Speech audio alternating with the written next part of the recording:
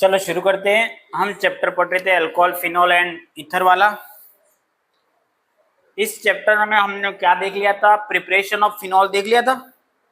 इसके अलावा physical property of alcohol and chemical property of alcohol, ठीक है ना।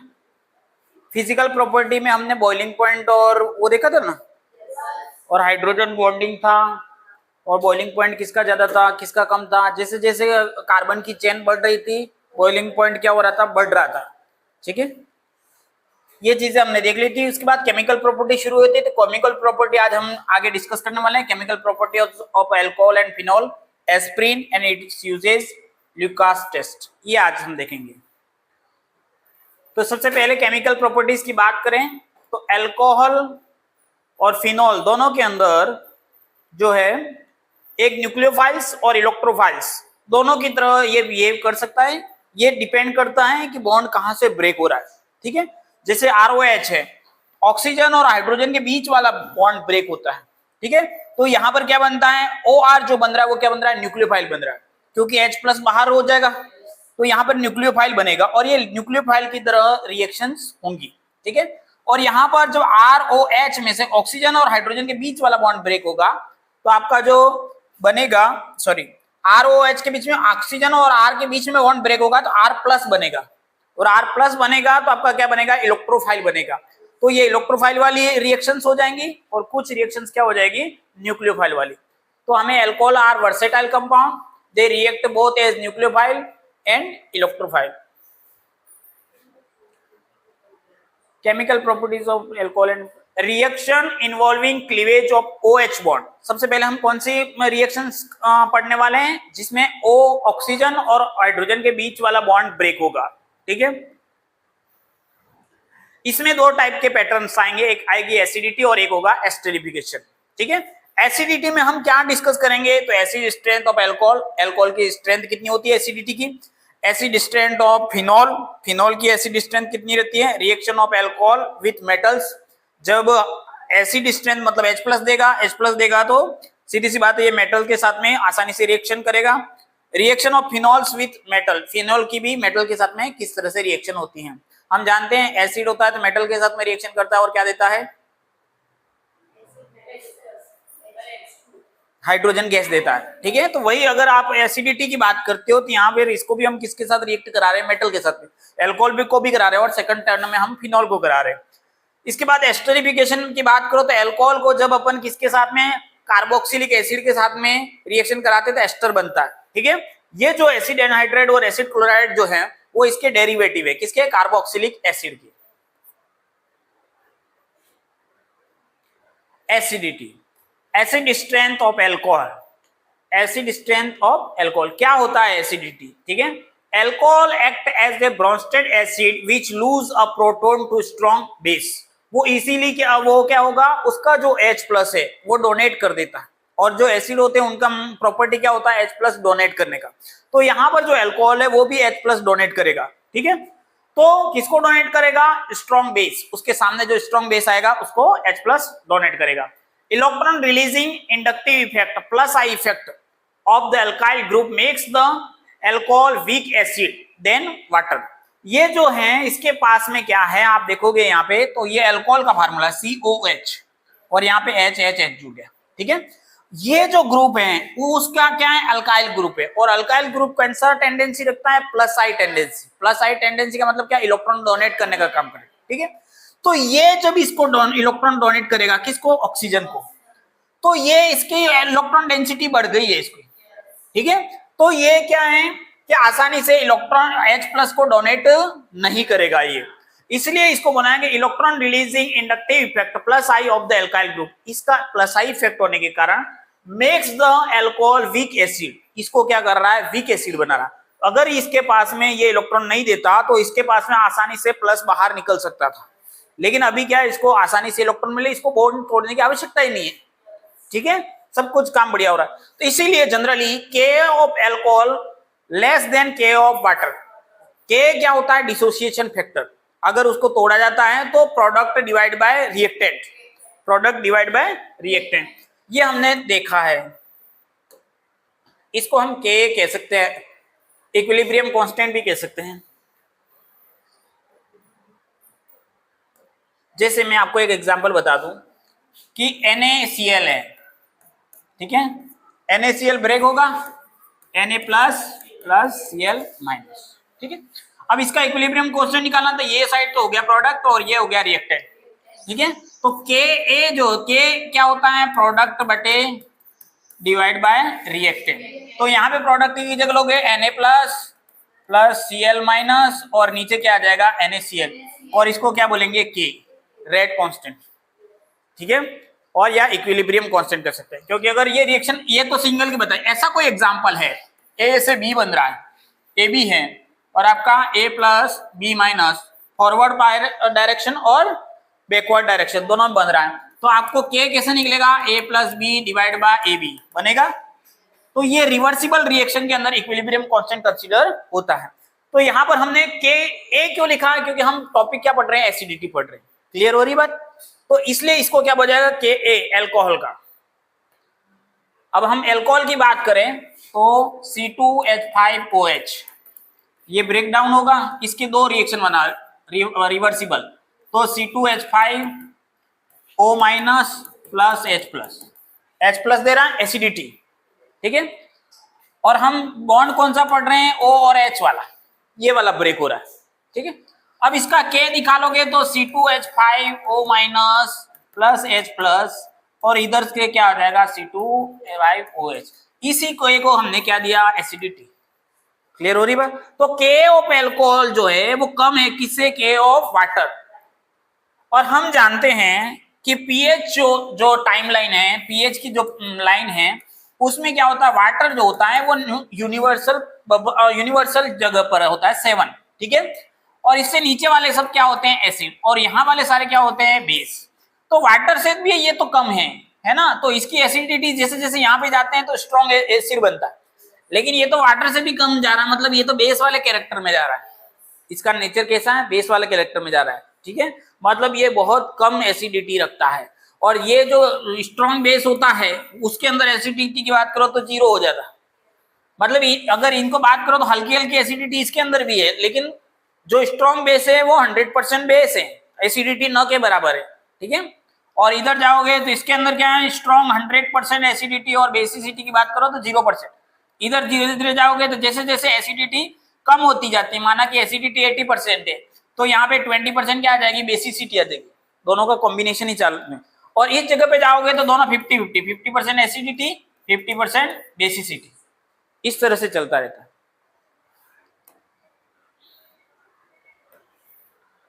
तो यहाँ पे बताया गया K ऑफ एल्कोहल कम है K ऑफ वाटर, इसका मतलब कुल मिलाकर के ये वीक एसिड है। कौन सा एसिड है, वीक एसिड है, ठीक है।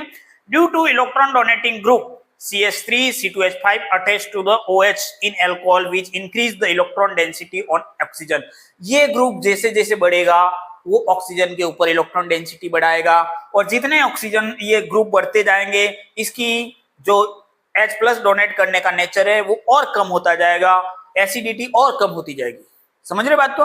जैसे जैसे आप इसके ऊपर क्या जोड़ते जाओगे कि ये ग्रुप बढ़ाते जाओगे, अल्काइल ग्रुप बढ़ाते जाओगे तो क्या हो जाएगा, आपका H+ डोनेशन की पावर कम होती जाएगी। Strong acid has week conjugate base. Strong acid जो होता है उसके पास में क्या होता है, वीक कॉन्जुगेट बेस होता है। वीक एसिड के पास में होता है स्ट्रॉन्ग कॉन्जुगेट बेस। इसका मतलब क्या हुआ,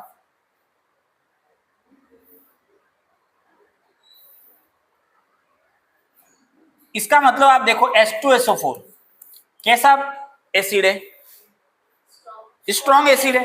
ये देता क्या है, H+ प्लस HSO4 माइनस, ये देखेगा। अब ये आसानी से H+ दे देता है, स्ट्रॉन्ग एसिड है। तो इसके साथ में जो बना हुआ पार्ट है वो क्या है, बेस है। और ये बेस कैसा होगा, वीक होगा, क्योंकि ये H+ को डोनेट करना एसिडिटी कहलाता है और H+ को गेन करना बेसिसिटी कहलाता है। क्या कहलाता है, बेसिसिटी। अब ये तो देने का नेचर रख रहा है, किसको देने का, H+ को डोनेट करने का। तो ये जो रेस्ट पार्ट है वो H+ गेन क्यों करेगा, वो तो गेन करने का तो नेचर ही नहीं उसका। तो ये क्या हो गया, वीक बेस हो गया। क्या हो गया, वीक बेस हो गया। समझ में आ रही बात। क्योंकि स्ट्रॉन्ग एसिड क्या है, H+ इजी वे में क्या कर देता है, डोनेट कर देता है। जब H+ आसानी से डोनेट कर रहा है तो जो रेस्ट बचा हुआ पार्ट है वो H+ ग्रहण क्यों करेगा, एक्सेप्ट क्यों करेगा, इसलिए वो क्या कहलाता है, वीक बेस कहलाता है। बेस किसको बोलेंगे, जो H+ को एक्सेप्ट करे, और एसिड किसको बोलेंगे, जो H+ को डोनेट करे। ठीक है, ये दोनों प्रॉपर्टी होती है एसिड और बेस का। मतलब एसिड और बेस को डिफाइन करने के 3-4 डेफिनेशन है, उसमें से एक ब्रोंस्टेड और लोरी ने ऐसा बताया था कि अगर कोई H+ देता है तो वो क्या है, एसिड है, और H+ एक्सेप्ट करता है तो वो क्या है, बेस है। तो ये जो पार्ट है वो बेस का है और ये पार्ट क्या है, एसिड का। तो ये जो बेस है वो वीक बेस है, ऐसा कहना चाहता। कभी भी कोई स्ट्रॉन्ग एसिड होगा तो वो क्या देगा, साथ में वीक बेस देगा, कॉन्जुगेट बेस, साथ में जो जुड़ा हुआ बेस है वो weak acid, strong acid has week conjugate base, and weak acid होगा तो उसका जो बेस होगा वो क्या होगा, स्ट्रॉन्ग। क्लियर हुई बात। एसिड किसको कहेंगे, डोनेट करेगा, और बेस किसको कहेंगे, एक्सेप्ट कर। ये डेफिनेशन किसके अकॉर्डिंग है, ब्रोंस्टेड एंड लोरी के अकॉर्डिंग। ठीक है, एसिड और बेस को डिफाइन करने के लिए 3-4 साइंटिस्टों ने अपने अपने डेफिनेशन दिए, जिसमें लुईस नाम का भी एक वैज्ञानिक है जो इलेक्ट्रॉन के बेस पर अपनी डेफिनेशन देता है। ठीक है, एक आरेनियस नाम का वैज्ञानिक है, उसकी डेफिनेशन अलग है। ठीक है, तो ये चीजें हैं।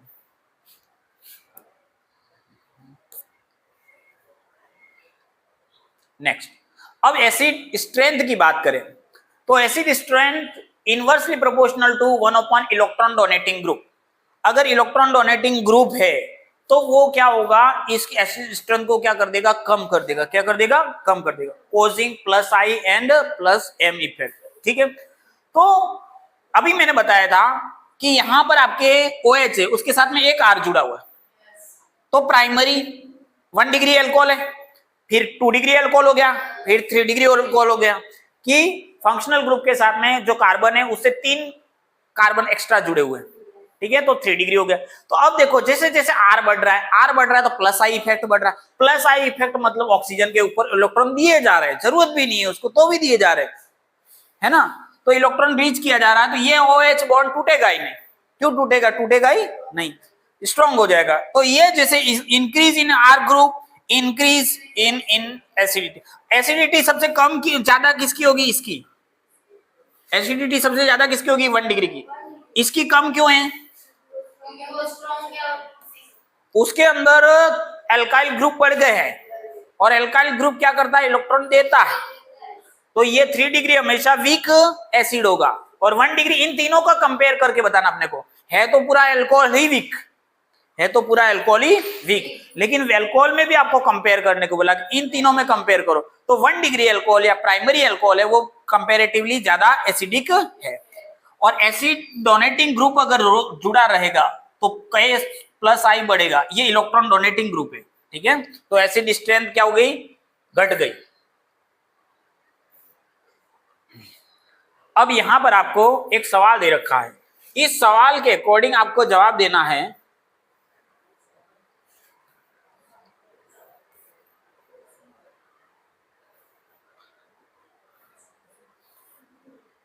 इस सवाल में आपको दे रखा है, उसके अकॉर्डिंग आपको क्या देना, जवाब देना। Which of the following compound is the least acidic, मतलब सबसे कम एसिड कौन है। तीनों प्रोपेन है, प्रोपेन प्रोपेन प्रोपेन, और ये इथेनॉल है। ठीक है, तो इसमें लिस्ट एसिड कौन होगा, तो जितने कार्बन बढ़ेंगे तो +I इफेक्ट बढ़ेगा। तो इथेन और प्रोपेन की बात करो तो प्रोपेन क्या हो गया, वीक, क्योंकि कार्बन बढ़ गया, एल्काइल ग्रुप ज्यादा इलेक्ट्रॉन दे रहा है, तो वो बॉन्ड टूटेगा ही नहीं। तो इथेन और प्रोपेन की बात करो तो प्रोपेन जीत गया, मतलब प्रोपेन हो गया वीक और इथेन हो गया स्ट्रॉन्ग। अब इन तीनों प्रोपेन में से कौन सा प्रोपेन की बात करो, अब आपको किसको फोकस करना, 1 डिग्री 2 डिग्री और 3 डिग्री। प्रोपेन 1 ऑल 1 डिग्री है, प्रोपेन 2 ऑल 2 डिग्री है, और 2 मिथाइल प्रोपेन 2 ऑल ये 3 डिग्री है। 2 मिथाइल प्रोपेन 2 ऑल ये 3 डिग्री है। तो बताओ सबसे कम एसिडिक कौन होगा, 3 डिग्री वाला, क्योंकि उसके ऊपर बहुत सारे अल्काइल ग्रुप अटैच हो गए, तो वो इजी गोइंग में नहीं देगा। Option C is the correct answer. Electron donating group बढ़ा, कोजिंग प्लस आई बढ़ा प्लस एम बढ़ा, ठीक है, ऐसे नहीं करना। अब बात कर देते हैं, ये किसकी बात हुई, एसिड स्ट्रेंथ ऑफ एल्कोहल, समझ में आए। ऑक्सीजन और हाइड्रोजन के बीच वाला बॉन्ड ब्रेक होगा, H प्लस लीव होगा, H प्लस बाहर निकलेगा, H प्लस बाहर निकलेगा, उसी केस में हम उसको क्या बोलेंगे, एसिडिटी बोलेंगे, ठीक है, उस कंपाउंड की। Acid strength of phenol, phenols are more acidic than alcohol and water due to the following reason. अब फिनॉल जो है वो अल्कोहल और पानी की तुलना में ज्यादा एसिडिक है। एल्कोहल क्या है, फिनॉल क्या है, एल्कोहल और वाटर के कंपेयर में ज्यादा एसिडिक है। Due to higher electronegativity of sp2 carbon to which OH is attached, ये जो OH जुड़ा है वो कहां पे जुड़ा है, sp2 कार्बन, और sp2 कार्बन की इलेक्ट्रॉन नेगेटिविटी ज्यादा होती है, ठीक है। दूसरा case, due two electron withdrawing nature of benzene. अब ये जो है पहले अल्काइल जो था, अल्काइल तो क्या दे रहा था, इलेक्ट्रॉन डोनेट कर रहा था, ये बेंजीन क्या इलेक्ट्रॉन खींच रहा है, इलेक्ट्रॉन खींच रहा, तो कंपेयर में आपको समझ में आ गया, पहले वाला तो देने का काम कर रहा था और ये क्या कर रहा है, खींचने का काम कर रहा था। इसमें तो आसानी से H प्लस निकल सकता है क्योंकि ऑक्सीजन के ऊपर डेंसिटी बढ़ नहीं रही है, अब की बार घट रही है, और जब घटेगी तो बॉन्ड टूट जाएगा, ठीक है।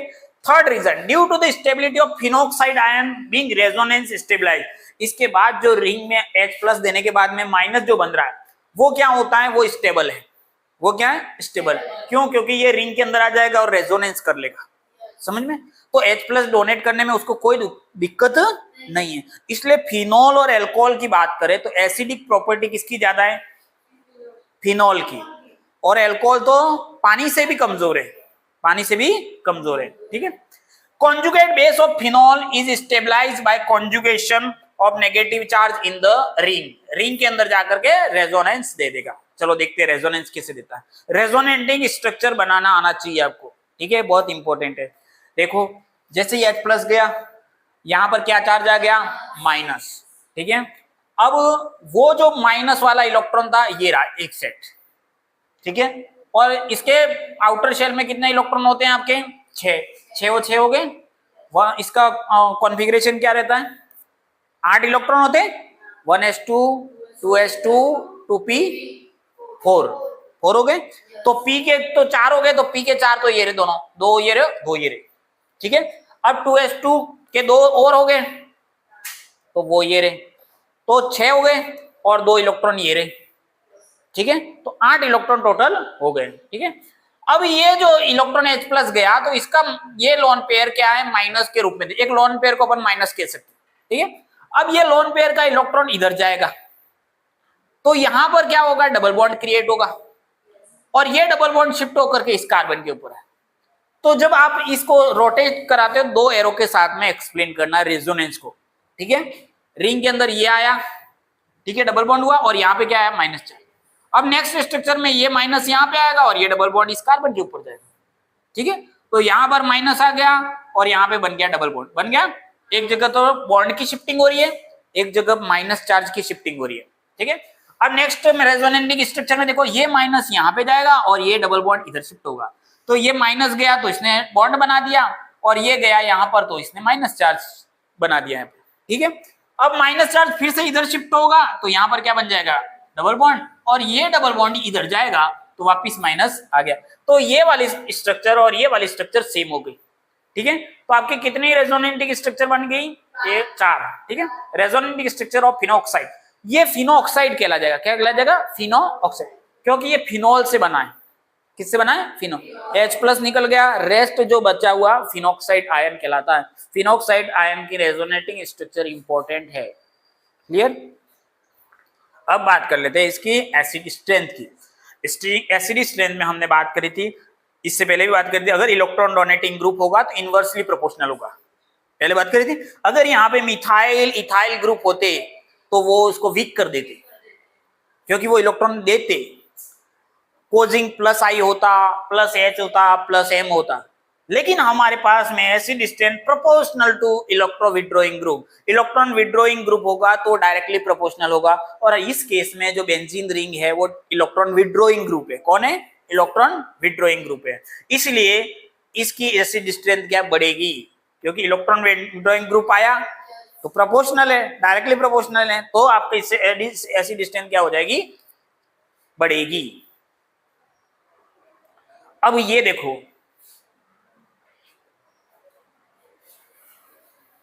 ये NO2 ग्रुप है, ये क्या होता है, इलेक्ट्रॉन विड्रॉइंग ग्रुप है। कौन सा ग्रुप है, इलेक्ट्रॉन विड्रॉइंग। और अभी मैंने बताया था इलेक्ट्रॉन विड्रॉइंग ग्रुप जैसे ही जुड़ता है तो वो इलेक्ट्रॉन को खींचता है। बेंजीन रिंग भी क्या थी, इलेक्ट्रॉन विड्रॉइंग ग्रुप थी। अल्काइल ग्रुप क्या है, इससे पहले हमने अल्काइल ग्रुप पढ़े। अल्काइल ग्रुप क्या है, डोनेटिंग ग्रुप है, इलेक्ट्रॉन डोनेट करते हैं। ये भाई साहब इलेक्ट्रॉन खींचते हैं, और स्पेशली ऑर्थो और पैरा पर ज्यादा खींचते हैं, क्योंकि ऑर्थो और पैरा भाई भाई ये साथ में चलते हैं। तो अब देखो, arrange the following in increasing order acidic strength. अब इसको अरेंज करना आपको एसिडिक स्ट्रेंथ में। तो आप देखो, इसमें से सबसे पहले बेंजीन, फिर ये भाई साहब और खींचने का काम करते, सबसे ज्यादा खींचा कहा जाएगा ऑर्थो पोजीशन पे या पैरा पोजीशन पे, ठीक है। और फिर क्या आ जाएगा, मेटा पोजीशन पे। तो आप बताओ कौन सा सबसे ज्यादा एसिडिक स्ट्रेंथ रहेगा। सीधी सी बात है, बेंजीन तो नहीं होगा, क्योंकि बेंजीन के अंदर तो NO2 है ही नहीं। ये खुद खींचने वाला वो बात अलग है, लेकिन NO2 जुड़ गया तो पावर बढ़ जाएगा, खींचने का पावर सबसे कम होगा बेंजीन वाला। सेकंड नंबर पे कौन आ जाएगा, मेटा वाला। थर्ड नंबर पे कौन आ जाएगा, ऑर्थो आएगा, पैरा आएगा, ऑर्थो कर दो। और चौथे नंबर पे क्या कर दो, पैरा। ठीक है, देखते हैं चलो। Electron withdrawing group NO2, X, CHO, COOH, CN, ये सारे इलेक्ट्रॉन विड्रॉइंग ग्रुप है। एल्डिहाइड देख लो, कार्बोक्सिलिक देख लो, CN। Stabilise the phenoxide ion more by dispersing the negative charge relative to phenol and proton release become easy and does increase the acidic strength of phenol. ये सारे क्या करते हैं कि प्रोटॉन को इजीली रिमूव करवा देते हैं। क्या कर देते हैं, प्रोटॉन को इजीली रिमूव कर, इलेक्ट्रॉन को खींचते हैं, ठीक है। चलो, ये देखो NO2 ग्रुप है, रेजोनेंटिंग स्ट्रक्चर ऑफ ए, ये इधर आया इधर आया, तो इसके अंदर घूम रहा है, तो रेजोनेंस बढ़ गया। ऑर्थो पे भी बढ़ा है, ये ऑर्थो पे है, ये ऑर्थो की स्ट्रक्चर से, ठीक है। कितनी रेजोनेंटिंग स्ट्रक्चर हो गई। अब मेटा पे देखो, मेटा पे देखोगे तो ये यहाँ पे आया, यहाँ पे आया। मेटा के ऊपर माइनस चार्ज नहीं आ रहा है, माइनस चार्ज यहाँ पे नहीं आ रहा है, तो ये इन्वॉल्व नहीं हो रहा है। मेटा पोजीशन वाला NO2 इन्वॉल्व नहीं हो, लेकिन वो फर्क तो डालेगा, बेंजीन से तो ज्यादा होगा, बेंजीन से तो ज्यादा होगा। मेटा पे इसका रेजोनेंटिंग स्ट्रक्चर क्यों नहीं बन रहा है, क्योंकि माइनस चार्ज मेटा पे नहीं आ रहा है।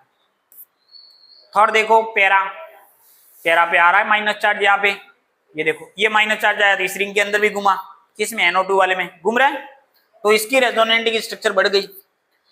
जितनी रेजोनेंटिंग स्ट्रक्चर बढ़ेगी, अब एक और इसके अंदर फैक्टर आ गया है, इंटरामोलिक्यूलर हाइड्रोजन बॉन्डिंग। एक होता है इंटर और एक होता है इंट्रा। इंट्रा खुद के अंदर, जैसे मेरे हाथ है दोनों खुद नहीं बांध दिए तो इंट्रा, और मैंने दूसरे के साथ हाथ बांधे तो वो क्या हो गया, इंटर। इंटरनेशनल, इंटर मतलब एक देश से दूसरे, इंट्रा मतलब खुद का, एक स्टेट से दूसरे स्टेट में, ठीक है। अब देखो, ये NO2 था, ये ऑक्सीजन और हाइड्रोजन है, इन दोनों के बीच में क्या बन गया, बॉन्ड बन गया। ये बॉन्ड कौन सा, हाइड्रोजन बॉन्ड। अब ये इसका शेप कैसा हो गया, गोल शेप हो गया। But still ortho nitrophenol is less acidic then para nitrophenol. अभी अपन ने क्या निकाला था कि ऑर्थो सर सबसे ज्यादा रहेगा, ऐसा बोला था कि पैरा को सबसे ज्यादा बोला, पैरा सबसे ज्यादा। अगर इन केस, वैसे तो सामान्य तो आपके दिमाग में ये भी आ सकता है कि सर ऑर्थो और पैरा बराबर भी हो सकते हैं, क्योंकि दोनों जगह पे माइनस आ रहा है, ठीक है। और इससे बढ़िया आंसर क्या है कि ऑर्थो वाला पीछे हट जाएगा। ऑर्थो वाला पीछे क्यों हट जाएगा, क्योंकि इसके पीछे एक और रीजन आ गया कि ये हाइड्रोजन भाई साहब क्या हो गए, बॉन्डिंग में पार्टिसिपेट हो गए। अब हाइड्रोजन अवेलेबल नहीं है, हाइड्रोजन अवेलेबल नहीं है। अगर ये हाइड्रोजन फ्री होता तो टूटता, दो दो जगह से बांध रखा है, तो सीधी सी गणित है को ये इसकी तुलना में कौन जीत जाएगा, पैरा नाइट्रोफिन। तो आपका ऑर्डर क्या आएगा, और लास्ट वाला बेंजीन का फिनोक्साइड आयन, ठीक है। तो चारों का बता दिया। अब आपने बोला था सबसे कम कौन है, बेंजीन, उससे ज्यादा कौन है, मेटा वाला, उससे ज्यादा कौन है, पैरा वाला, ऑर्थो वाला, और सबसे ज्यादा कौन है, पैरा वाला। समझ में आ गई बात। और ये जो है पीके, पीके मतलब क्या बताता है, डिसोसिएशन। ये पैन है, ये 8 है, ये 7 है, ये कम है। तो जितना जितना कम होता जाता है पी वैल्यू, उसका मतलब वो एसिडिक प्रॉपर्टी में जा रहा है। जैसे हमने पीएच के अंदर अपन देखा था, पीएच की वैल्यू जितनी कम होती है, पीएच इज इक्वल टू 1 तो वो स्ट्रॉन्ग एसिड है, पीएच इज इक्वल टू 2 वो कंपेरेटिवली लेस एसिडिक है। जैसे जैसे पीएच की वैल्यू कम होती जाती है एसिड स्ट्रॉन्ग होता जाता है। तो यहाँ पे देखो ये पीएच वैल्यू कम होती जा रही है तो ये स्ट्रॉन्ग एसिड है। Ka increases, acidic strength increases.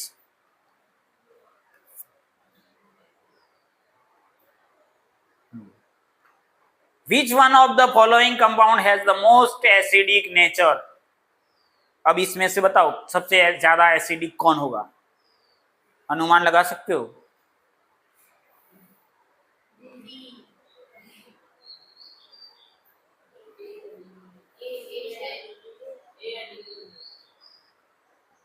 D. D तो इलेक्ट्रॉन डोनेटिंग ग्रुप है, क्योंकि इसके अंदर तो डबल बॉन्ड है नहीं, अल्काइल ग्रुप है ना, तो ये इलेक्ट्रॉन डोनेट करेगा, ये भी इलेक्ट्रॉन डोनेट करेगा। ये इलेक्ट्रॉन विड्रॉइंग ग्रुप है, और ये भी आपका क्या है, इलेक्ट्रॉन विड्रॉइंग ग्रुप नहीं है डायरेक्ट, ठीक है। तो बी इलेक्ट्रॉन विड्रॉइंग है, बाकी सब इलेक्ट्रॉन डोनेटिंग है। चलो देखते हैं क्या आंसर है, मेरे को भी अच्छे से आइडिया है। B is the correct answer. B कौन था, बेंजीन। बेंजीन क्या था, इलेक्ट्रॉन विड्रॉइंग ग्रुप, ठीक है। बाकी सब में क्या था, डोनेटिंग है। ये अल्काइल है, क्यों, क्योंकि इसके अंदर डबल बॉन्ड नहीं है, ये रिंग नहीं है, ये कार्बन की चेन है, ये भी कार्बन की चेन है, साइक्लो। ये वही सब भी रिंग था, लेकिन रिंग के बीच में अल्काइल आ गया, तो ये खुद क्या दे रहा है, प्लस आई दे रहा है। तो इन तीनों में तो प्लस आई आ रहा है, और प्लस आई इनवर्सली प्रोपोर्शनल है। अगर इलेक्ट्रॉन विड्रॉइंग ग्रुप होता तो वो खींचता, अगर NO2 लगा देता तो फिर मामला बदल जाता। तो बी आपका बेंजीन इन तीनों में ज्यादा है। यही चीजें मैंने बता दी आपको। Reaction of alcohol with metals. अब एल्कोहल की रिएक्शन किसके साथ करानी है, मेटल के साथ, क्योंकि H+ दे रहा है यहाँ पे। एल्कोहल को हम यहाँ पे फिलहाल किस रूप में देख रहे हैं, एसिड के फॉर्मेट में देख रहे हैं, और हम देख रहे हैं कि वीक एसिड है लेकिन है तो एसिड, है ना। अब एल्कोहल प्लस एक्टिव मेटल, कोई सा भी मेटल ले लो, सोडियम ले लो, पोटेशियम ले लो, एल्यूमिनियम ले लो, तो क्या दिखाएगा, हाइड्रोजन गैस। हम 10वीं से पढ़ते आ रहे हैं, 9वीं से पढ़ते आ रहे हैं, ठीक है। तो ये 2ROH + 2Na, ये रिएक्शन है बड़ी प्यारी सी। क्या, कौन सी रिएक्शन है ये, वुड्स रिएक्शन है। वुड्स रिएक्शन है, देखो ना, सोडियम और दोनों तरफ दोनों 2 Cl निकल जाते हैं, 2NaCl नहीं निकल जाते। हाँ, फिटिंग में तो एरोमेटिक एरोमेटिक होते हैं और 2 सोडियम होते हैं। अल्काइल के साथ में 2 सोडियम ये होते नहीं, वुड्स नहीं था, वुड्स में 2 R जुड़ जाते हैं। ये रिएक्शन देखो, रिएक्शन। अब मैं तुमको मजेदार चीज क्या आ रही है,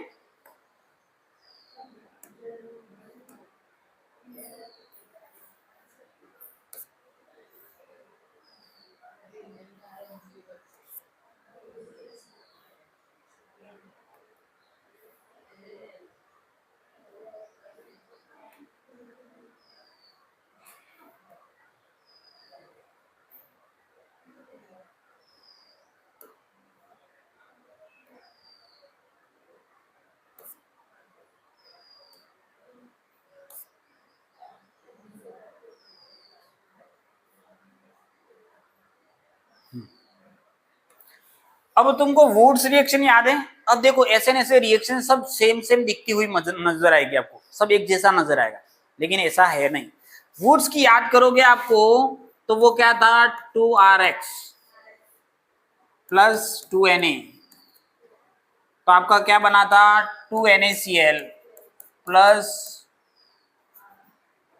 RR, ऐसे बना था। अभी भी तुमको ये अच्छे से नजर नहीं आया, क्योंकि वही फॉर्मेट तुमको चाहिए जो उस समय दिखाया था। अभी मैंने लिखा तो सही है, लेकिन मैंने तुमको ऐसे दिखाया था, RX + 2Na + XR, और ये निकल गया NaCl। और आपकी आदत है ऐसा ही दिखना चाहिए, यही है, मैंने पहले भी वही लिखा था। लेकिन तुम्हारे दिमाग में ऐसा इमेजिनेशन मानसिक पटल पे अंकित हो गया कि ऐसा ही चाहिए। तो ये वही है आपका, ये कौन सी है, वुड्स, वुड्स है। और अगर यहाँ पे ARX होगा तो क्या हो जाएगा, फिटिंग, और आपकी रिएक्शन हो जाएगी AR प्लस 2NaCl। ये AR समझ रहे हो ना, ये ऐसा तो नहीं है कि सर ऐसा बनाओ फिर से, चलेगा। फिर वुड्स फिटिंग में क्या हो जाएगा, एक जगह RX रहेगा और दूसरी जगह क्या हो जाएगा, ARX, ठीक है। अब की बार मैंने ARX को उल्टी साइड में लिख दिया, ठीक है, नहीं तो यूं सर इसको ऐसे घुमा के ही रखो, ठीक है। अब तुमको इस तरह से क्रिटिकल थिंकिंग डेवलप करनी पड़ेगी, उटपटांग तरीके से, आगे पीछे इस तरह भी रखा जा सकता है, सही तरीके से उसका मूल्यांकन करोगे, ठीक है। जैसे छोटा बच्चा होता है तो 2 की टेबल एज इट इज पढ़ाई जाती है, फिर जब बड़े हो जाते हैं तो डायरेक्ट बीच में से पूछते हैं, बीच में से बता डायरेक्ट 6 2 जा क्या होता है, 7 2 जा क्या। तो अब तुम्हारा नेचर ऐसा हो गया, अब उल्टा सुल्टा करके दिखाया जाएगा, ऐसे ऐसे करके डायरेक्ट डाल देंगे। नहीं तो पहले ये चेन बनाओ सर, चेन चेन, तो अब चेन नहीं चलेगा, आगे जैसे जैसे जाओगे ना सब मामला ऐसे ऐसे ही हो जाएगा, ठीक है, डॉक्टरी वाला, ठीक है, डॉक्टरी वाला स्टाइल आ जाएगा। सोडियम एल्कोऑक्साइड, अब H जाएगा यहां से, ठीक है, H गया और सोडियम क्या है इसके साथ जुड़ जाए, क्योंकि सोडियम के ऊपर भी प्लस नेचर है, सोडियम मेटल है और ये भी उसी ग्रुप का है। आप देखोगे फर्स्ट जो आपका ग्रुप है उसका मेंबर है कौन, H, तो वो भी एक इलेक्ट्रॉन डोनेट कर सकता है H+, वो भी सोडियम प्लस है, तो H+ की जगह सोडियम भाई साहब आ जाएंगे। 2 मॉलिक्यूल है तो 2 मॉलिक्यूल हो गए, 2RONA हो गया, जहां H था वहां, तो इसको क्या बोलते हैं, सोडियम एल्कोऑक्साइड, क्या बोलते हैं, सोडियम एल्को। 2 लिए तो H मिलकर के क्या बना दिया, H2 गैस बना दी, क्लियर बात। तो जब भी ये मेटल के साथ मिलेगा, कौन कौन मिलेगा, एल्कोहल, कौन मिलेगा, हम पढ़ क्या रहे हैं, एल्कोहल और फिनोल, एल्कोहल और फिनोल पढ़ रहे हैं, हाँ, reaction of alcohol and phenol, ठीक है, और chemical reaction of alcohol and phenol. चलो इसका एक्सपेरिमेंट करके दिखाया गया है, यहां पर एल्कोहल डाला हुआ, इथेनॉल, इथेनॉल, और इसमें क्या डाल दिया, थोड़ा सा सोडियम, और ऊपर से गुब्बारा पैक कर दिया, तो गैस निकलेगी कौन सी, हाइड्रोजन गैस, और ये फूल जाएगा, फूल जाएगा। तो आपको किसी के अंदर से गैस निकल रही है तो कैसे पता चल जाएगा, अपन को रिएक्शन पता है, इसको इधर डालो। तुम्हारे घर पे कोई बर्थडे पार्टी है और तुमको चाहिए कि यार मेरे से ये फूंक नहीं मारी जाएगी, तो कोई थोड़ा सा अल्कोहल होगा उसमें सोडियम पीस डालो और बेटे बेटे फुला दो, ठीक है। Sodium pieces react with ethanol, कोई से भी मेटल के साथ कर सकता है, सोडियम होगा दूसरा मेटल भी यही रिएक्शन देगा। दूसरा ये इथेनॉल है, पहले क्या था वो मिथेनॉल था, इथेनॉल ही था, चलो कोई बात नहीं। This reaction used in the test of ethanol, sodium pieces react with ethanol which produce hydrogen। अब ये बात करते हैं कि अब क्या हो गया, अल्कोहल के ऊपर क्या बढ़ा दिया, 3 डिग्री अल्कोहल हो गया, 3 डिग्री अल्कोहल है मतलब और वीक हो गया बेचारा, H+ घसीट कर ही निकालेगा, आराम से निकालेगा नहीं, तो भी निकल रहा है, देखो 2Al जोड़ा 3 बार जुड़ेगा, क्योंकि एल्यूमिनियम की वैलेंसी कितनी होती है, 3 होती है, तो एल्यूमिनियम के साथ में 3 बार जुड़ेगा ये, और 3H2 बाहर निकलेगा, ठीक है। सोडियम की वैलेंसी 1 थी, कोई दिक्कत नहीं। अब हम बात करें एल्कोहल तो हो गया, अब बात कर लेते हैं फिनॉल की। फिनॉल भी एसिड है, फिनॉल भी क्या है, एसिड है, तो फिनॉल भी मेटल के साथ में क्या देगा, रिएक्ट करेगा, फिनॉल भी मेटल के साथ में रिएक्ट करेगा, यही मैंने पढ़ाया है कि मैंने और कोई इंपॉर्टेंट बात तुमको मेमोराइज कराई है। जब भी कोई एसिड मेटल के साथ रिएक्शन करता है तो रिएक्ट करता है, हाइड्रोजन गैस निकलती है, ये इंपॉर्टेंट है, मैंने ऐसे ही पढ़ाया तुमको, ठीक है। रिएक्ट करता है ऐसे नहीं बताया उन्होंने, जब भी मेटल के साथ में कोई एसिड रिएक्शन करता है तो हमेशा हाइड्रोजन गैस रिएक्ट, तो यहाँ पर फिनॉल ने मेटल के साथ रिएक्शन करी तो आपको हाइड्रोजन गैस मिली, ठीक है। अब ये देखो OH बॉन्ड है, टूटेगा, ये यहाँ पर कौन भाई साहब आ जाएंगे, सोडियम, सोडियम यहाँ पे जुड़ गए, क्योंकि सोडियम और हाइड्रोजन दोनों एक ही ग्रुप के मेंबर हैं, दोनों एक सिंगल वैलेंसी रखते हैं, आराम से जुड़ जाएंगे उसकी जगह पे। और ये सोडियम भाई साहब यहाँ पे आ गए तो हाइड्रोजन गैस निकल गई। अब हाइड्रोजन यहाँ पे दो मॉलिक्यूल क्यों लेने पड़े, क्योंकि एक हाइड्रोजन निकलता एक फिनॉल से, तो दो फिनॉल से दो हाइड्रोजन में निकलेंगे, दोनों हाइड्रोजन मिल करके हाइड्रोजन गैस बना देंगे, इसलिए हमको दो मॉलिक्यूल लेने पड़े। समझ में आएगी? आप कोई सा भी प्रश्न पूछो, ठीक है, इसको नाम क्या रहेंगे, सोडियम फिनॉक्साइड। क्या नाम रखेंगे, सोडियम फिन। अगर इसके ऊपर सोडियम नहीं हो तो नाम क्या होगा, इसके ऊपर सोडियम नहीं हो तो नाम क्या होगा, फिनॉक्साइड। फिनॉक्साइड की रेजोनेटिंग स्ट्रक्चर कल आपको बना के लानी है। नेक्स्ट हम बात करने वाले हैं, इसमें हमने दो टाइप की रिएक्शंस देखी थी, एक एसिडिटी वाली और दूसरा क्या था, एस्टरिफिकेशन की। अभी तक हमने जो चर्चा करी वो कौन सी करी, एसिडिटी वाली। अब बात करने वाले हैं एस्टरिफिकेशन। एस्टरिफिकेशन देता है ये कार्बोक्सिलिक एसिड के साथ में, किसके साथ देता है, कार्बोक्सिल। इसके साथ में ये जो नीचे दोनों दिखाई दे रहे हैं जिससे तुम्हारा परिचय कम हुआ है, ये दोनों भाई साहब इसी के फैमिली के हैं, मतलब ये थोड़े थोड़े से इसके डेरिवेटिव है, ठीक है, बिल्कुल इनसे मिलते जुलते ही होंगे ये, ठीक है, उसकी फैमिली से। तो देखो चलो कैसे, एस्टरिफिकेशन बाय कार्बोक्सिलिक एसिड। तो एल्कोहल हमारा दे रहा है हाइड्रोजन, एल्कोहल क्या देगा, हाइड्रोजन रिमूव कर देगा, तो ये पार्ट जो है वो जुड़ेगा किसके साथ में, तो यहां से आपका OH निकल जाएगा और यहां से क्या निकल जाएगा, H निकल जाएगा। OH और OH मिलकर के क्या बना देंगे, वाटर बन जाएगा। और ये OR जाकर जुड़ जाएगा यहाँ पर, इस OH हटा तो यहाँ पर क्या जुड़ गया, OR जुड़ गया। तो इसने उल्टा करके दिखा दिया है, RCOR, OR ये वाला R OR है वो ये रहा, ठीक है।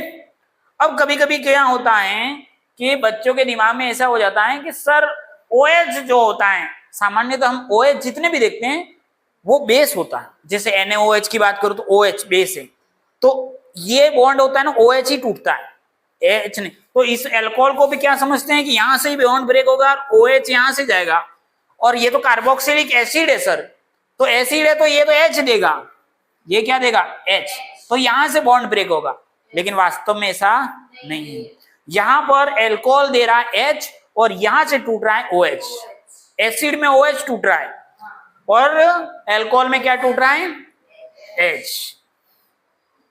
इस रिएक्शन को बोलते हैं फिशर स्पेयर एस्टरिफिकेशन। जरा इसको और डिटेल में देखते हैं मैकेनिज्म के तौर पे, शॉर्ट ट्रिक। H कहां का गया है, अल्कोहल से, OH कहां से गया है, एसिड से, वरना एसिड से क्या जाता है, H जाता है, अल्कोहल से H जा रहा है और एसिड से जा रहा है OH, इंपॉर्टेंट है। H2 निकल गया और आपका क्या बन गया, एस्टर। ये दोनों जुड़ जाएंगे आपस में, तो ये देखो ये पूरी ब्रांच इससे जुड़ गई, एस्टर, ठीक है। अब फिनॉल का दूसरा वाला भाई साहब देखो, इथेनोइक एसिड, हाँ इथेनोइक एसिड, ये कौन था, एथेनॉल, और ये क्या है, फिनॉल। फिनॉल भाई साहब जुड़ेंगे तो फिनॉल वाला बन जाएगा, फिनाइल इथेनॉल, और ये भी एस्टर है और पानी बन गया साथ में, रिवर्सिबल रिएक्शन है।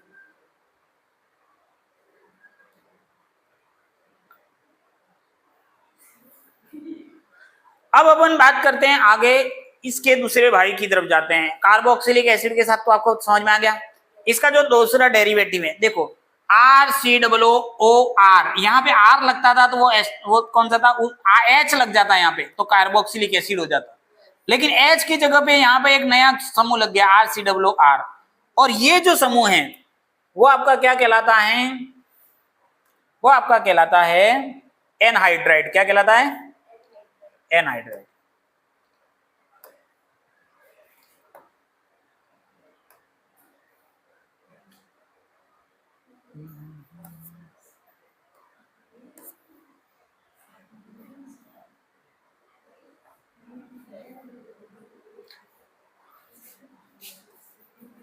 देखो हाँ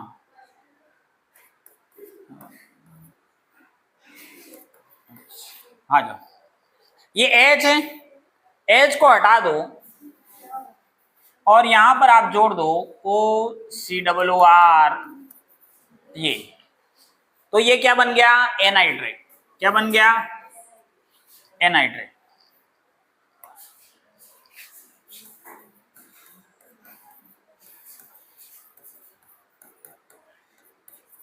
ये एनहाइड्राइड है। ये मैं इसको ज्यादा तवज्जो क्यों दे रहा हूं, क्योंकि ये भाई काम आएगा आपके दोबारा, ठीक है। तो आपको बोलेगा एनहाइड्राइड कौन है, तो ये है, ठीक है। सिंपल सिंपल तो बढ़िया याद हो जाते हैं आपको। इसका नाम क्या है, क्या नाम है इसका, इसका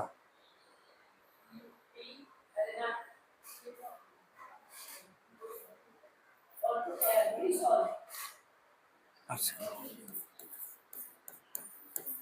इसका क्या नाम है,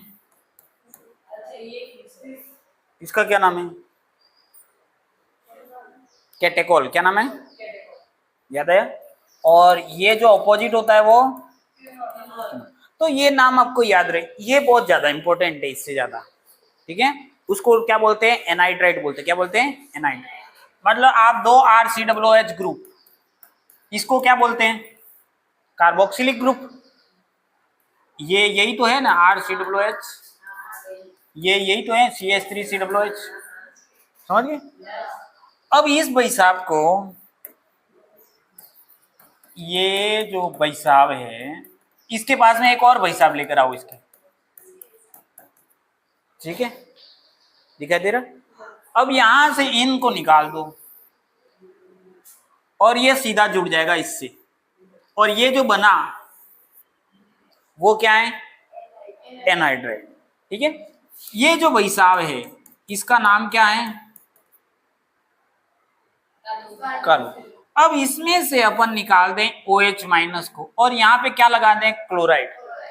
तो ये अपना हो जाएगा तीसरा वाला एसाइल क्लोराइड, ठीक है। इसका तीसरा भाई आएगा, ठीक है। तो ये समझ में आ गया होगा दोनों भाई। एक तो मैंने कार्बोक्सिलिक इसका मेन है, और दो इसके भाई है। ये एनहाइड्राइड था, एनहाइड्राइड में भी यहां से बॉन्ड तोड़ दो, ठीक है। तो ये जुड़ जाएगा OR के साथ में, तो एस्टर बना दिया इसने। और ये जो टूटा हुआ पार्ट था उसके साथ कौन जुड़ जाएगा, H जुड़ जाएगा। तो H जुड़ जाएगा तो ये बन जाएगा आपका कार्बोक्सिलिक एसिड। क्या बन जाएगा, carboxylic acid.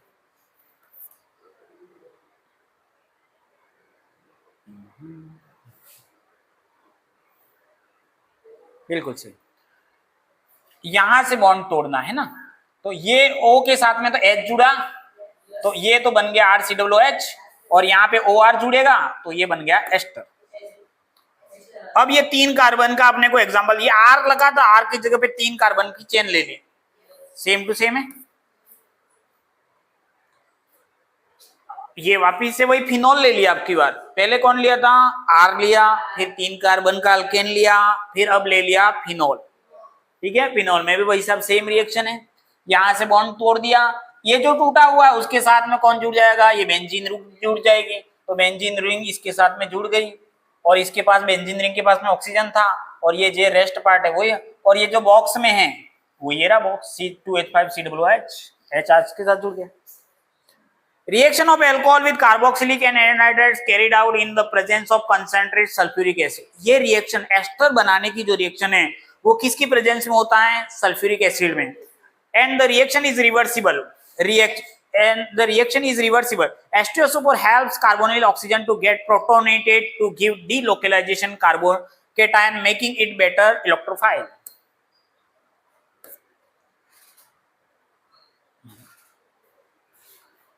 Formation of ester by reaction of alcohol phenol with carboxylic acid and anhydride। ये देखो कार्बोक्सिलिक एसिड के साथ में भी क्या दे रहा है, एस्टर। एनहाइड्राइड के साथ भी क्या दे रहा है, एस्टर, क्योंकि एनहाइड्राइड इसी का भाई है, ठीक है। और एल्कोहल और फिनोल दोनों वही प्रॉपर्टी देंगे, ठीक है। और एल्कोहल में से क्या जाएगा, H प्लस जाएगा, OH माइनस जाएगा, क्योंकि हम अभी एसिडिटी का नेचर ही देख रहे हैं अपन इसका, ठीक है।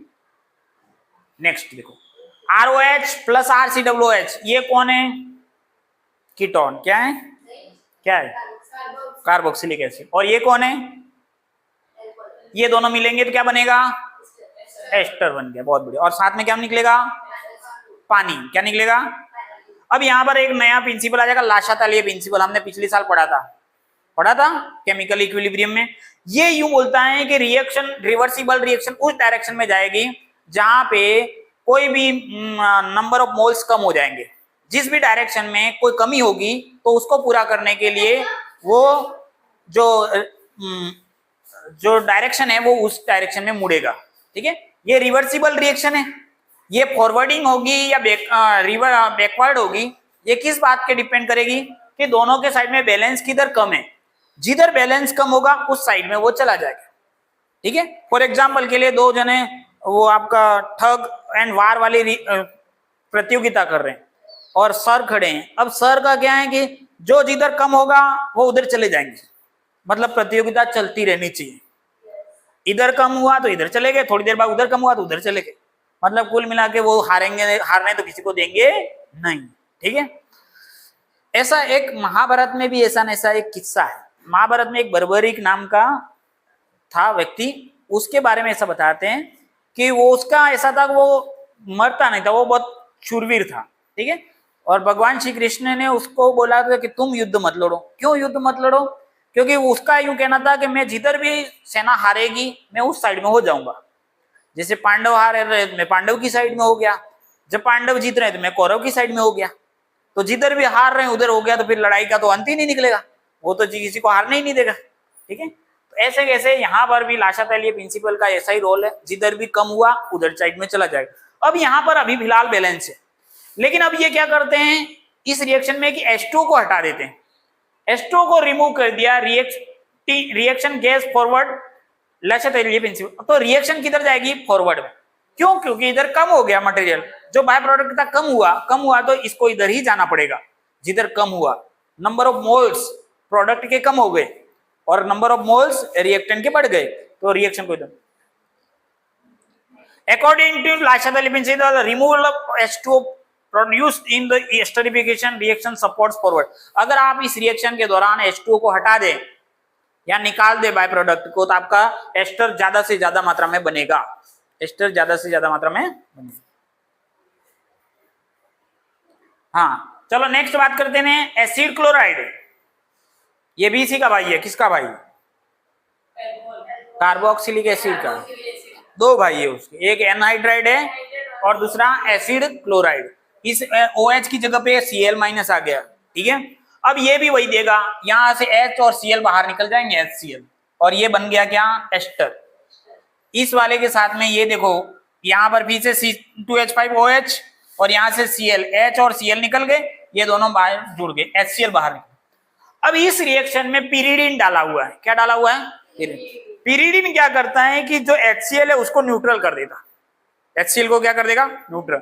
अब ये न्यूट्रल हो जाएगा तो रिएक्शन फॉरवर्ड होगी, क्योंकि HCl आपका जो बाय प्रोडक्ट है उसको कम कर दिया। तो लाशा तैलीय प्रिंसिपल के अकॉर्डिंग जिधर नंबर ऑफ प्रोडक्ट कम होते जाएंगे, नंबर ऑफ मॉलिक्यूल कम होंगे, उधर साइड में डायरेक्शन में जाएगी, तो लाशा तैलीय प्रिंसिपल के अनुसार उधर जाएगा। और इसके कारण से क्या है, HCl का प्रभाव जो है वो क्या हो जाएगा? कम हो जाएगा, न्यूट्रल हो जाएगा। ये फिनॉल के साथ में भी आपका यही रिएक्शन है और वही प्रोडक्ट मिल रहा है। Pyridine act as a catalyst to neutralize the HCl formed and equilibrium shift in a forward direction.